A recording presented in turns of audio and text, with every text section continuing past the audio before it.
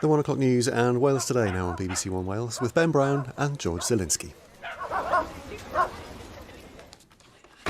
President Biden declares a major disaster as one of the most powerful hurricanes to have ever hit the United States batters Louisiana.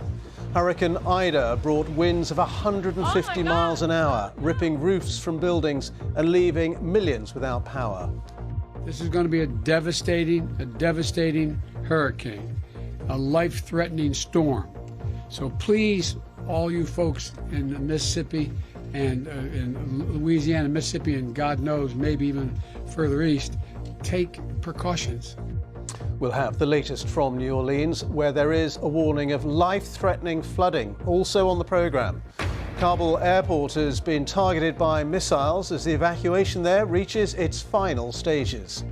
More gold for Paralympics GB. Andrew Small is victorious in the T33 100 metres. And the staycation boom that is boosting the UK's tourist hotspots.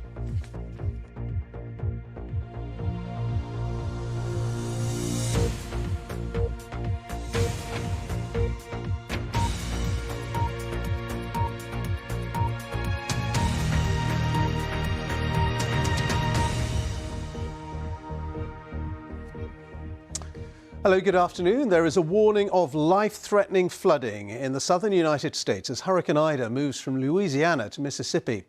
The storm brought winds of 150 miles an hour when it made landfall yesterday, ripping roofs from buildings and killing a man whose house was hit by a falling tree. There are reports that flash flooding has trapped residents in their homes around New Orleans, where defences were strengthened following Hurricane Katrina 16 years ago. President Biden has declared a major disaster in Louisiana, releasing extra resources for rescue and recovery efforts. Our correspondent Neda Tawfiq reports now from New Orleans. This is the destructive power of Ida. Oh my God! Yo! Easily lifting the roof clear off this hospital in cut-off Louisiana. These coastal areas have been the hardest hit so far. Besides ferocious winds, there have been tidal surges as high as 16 feet and flash flooding. This fire station in Delacroix, Louisiana, posted footage before and after the storm as water rushed in. Officials warn some of the most affected parts may be uninhabitable for weeks. In comparison, much of New Orleans is protected by the levees and floodwalls of a newly built hurricane defense system. That is being put to the test now. In the iconic French Quarter, debris such as this roof and fallen tree branches litter the streets. And at nightfall, power went out across the entire city. Just as New Orleans was plunged into darkness, Hurricane Ida was downgraded to a Category 3 hurricane, tracking northwest of New Orleans with winds at 115 miles per hour. In Washington, President Biden received a briefing on Ida at the Federal Emergency Management Agency, or FEMA.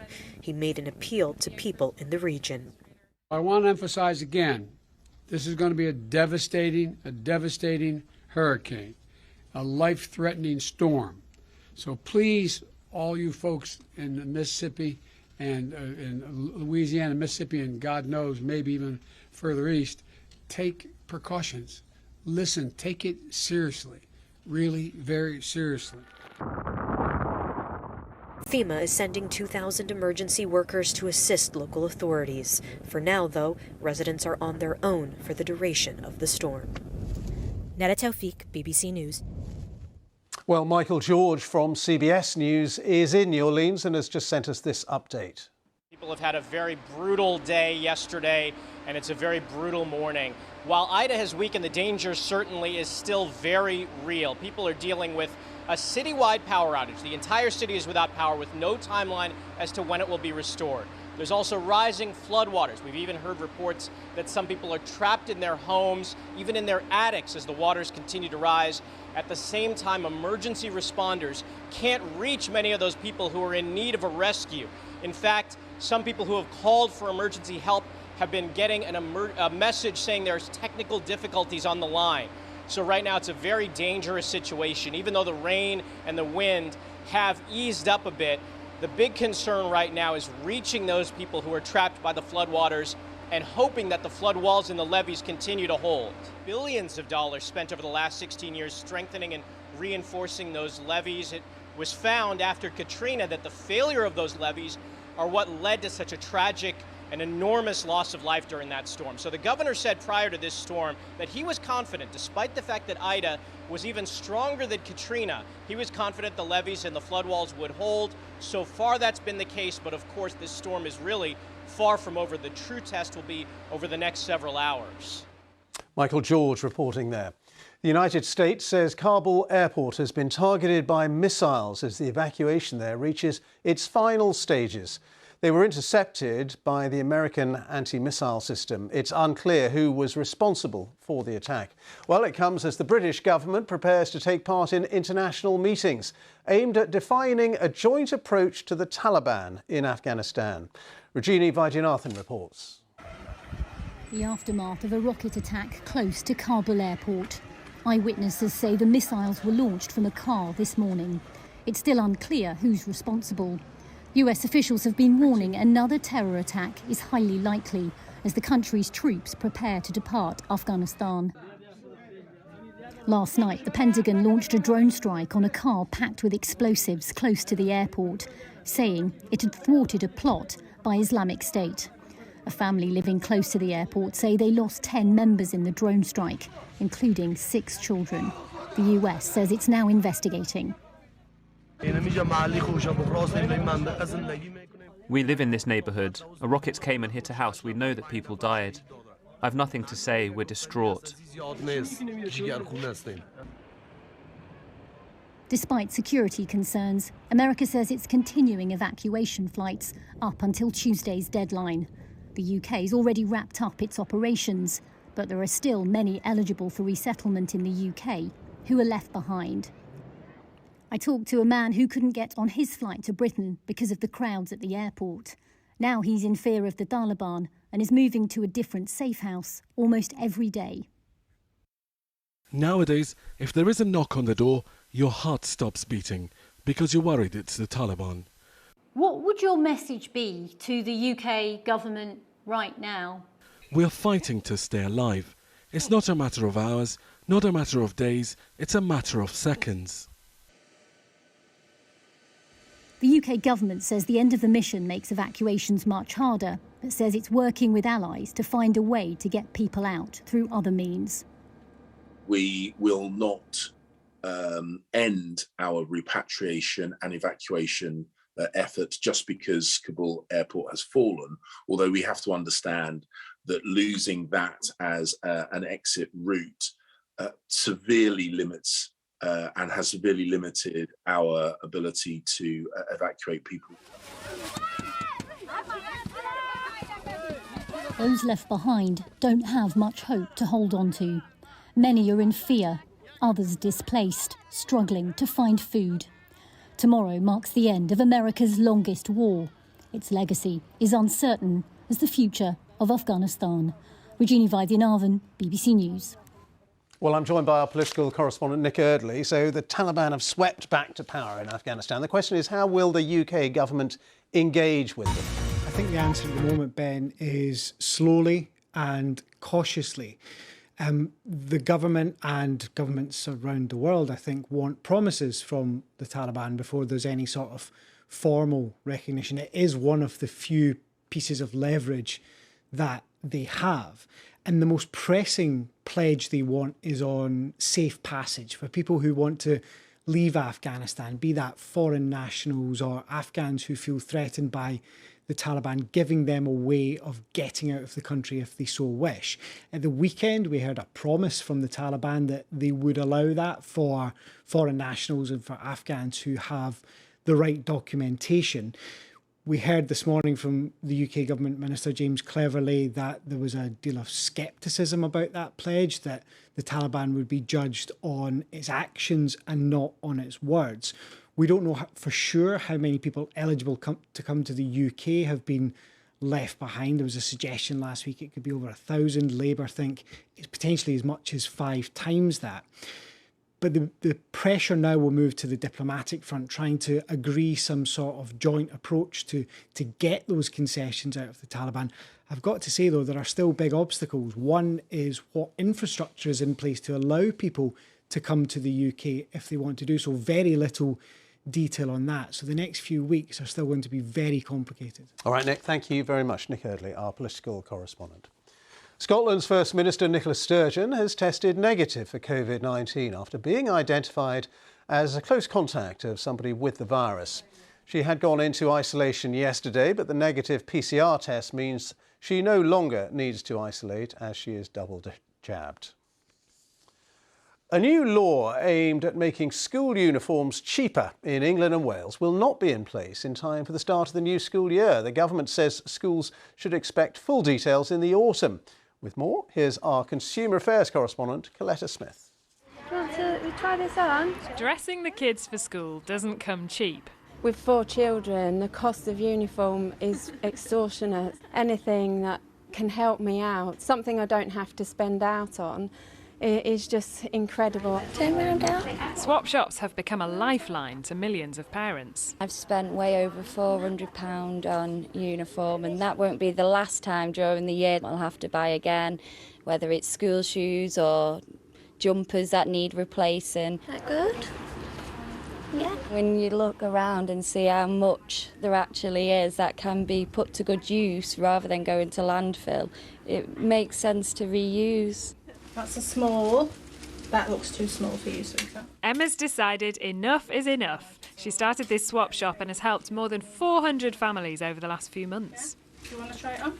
If they're not wearing the right blazer, or they've got a wrong PE kit, or they're not wearing the right tie, then they can be given detention, they can be put in isolation, they could be sent home.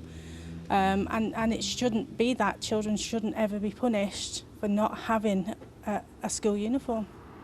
But a new law is on the way, which will force schools in England and Wales to have affordability at the centre of their uniform policy. It's expected that the law will limit the number of logos on every uniform to make sure there's more than one supplier for every school, and to make it easier for parents to complain if it's still too expensive to buy the uniform.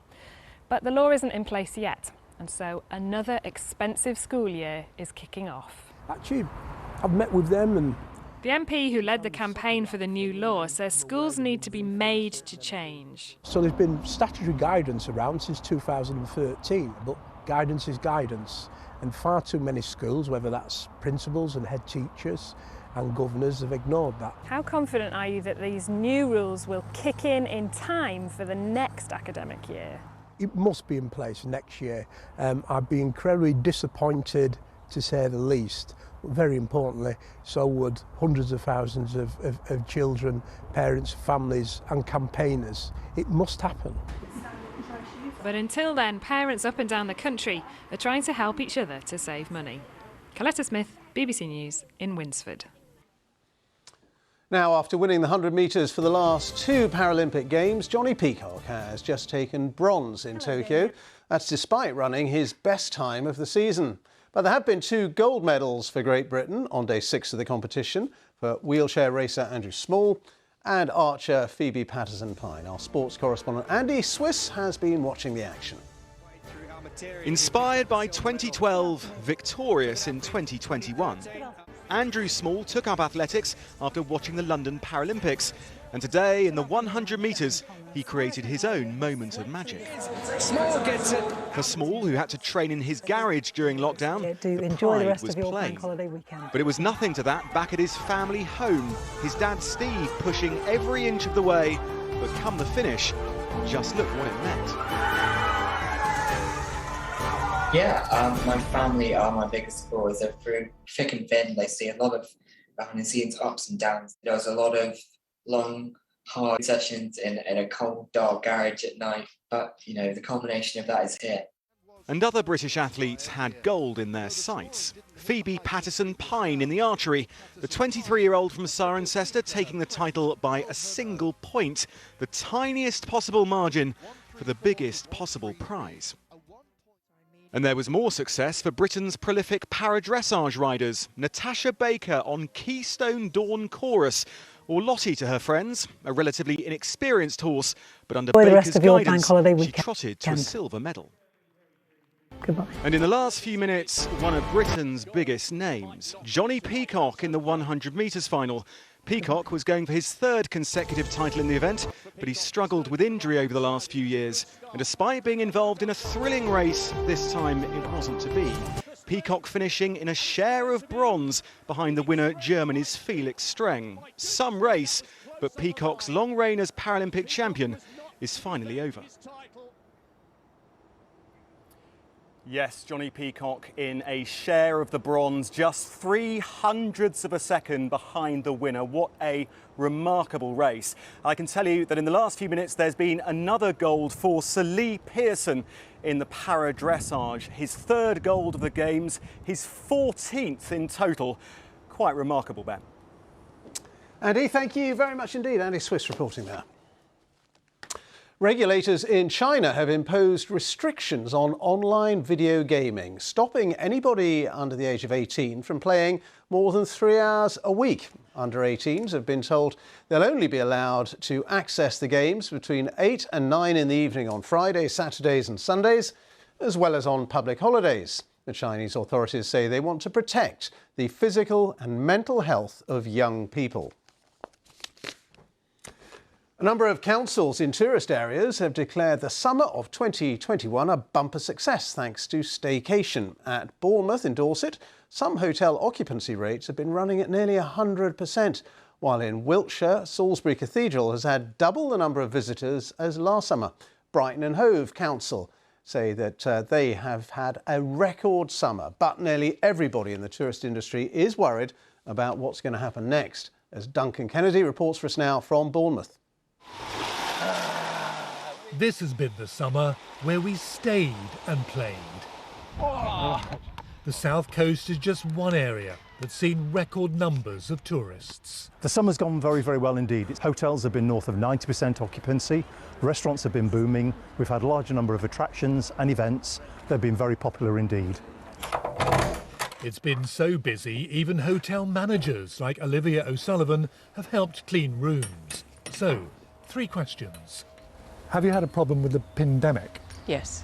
Have you had a problem with staff shortages? Yes. But overall, has summer 2021 been a success? Yes. Yeah.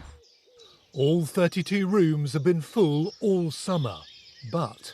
Is it sustainable? I don't know. Once everything else opens up, I don't know if people will come back to the UK. City breaks are also booming. Here at Salisbury Cathedral, numbers are doubled last summer. Has staycation saved the day for the cathedral? It's certainly made a huge difference. We're seeing people coming to Salisbury and Salisbury Cathedral from right across the country. So we're feeling very positive about the future, but knowing that we've still got quite a long way to go. And what do visitors think about having holidayed at home this year? We thought a couple of long weekends, night here and there, comes to just as much. I mean, it's harder work than holidaying abroad in lots of ways, but we've enjoyed it. Yeah, and when the weather's kind, it's a lot easier. But the issue now for places like Salisbury, Bournemouth and the other holiday destinations is what happens next. As the summer tapers away, they've got the autumn to think of, but crucially, they're already looking ahead to the summer of 2022. A summer they hope will see more of us holiday at home. Duncan Kennedy, BBC News. And that's it from me. There's more throughout the day on the BBC News channel. We are back at 6:30. Now on BBC One, it's time for the news where you are. Have a very good afternoon.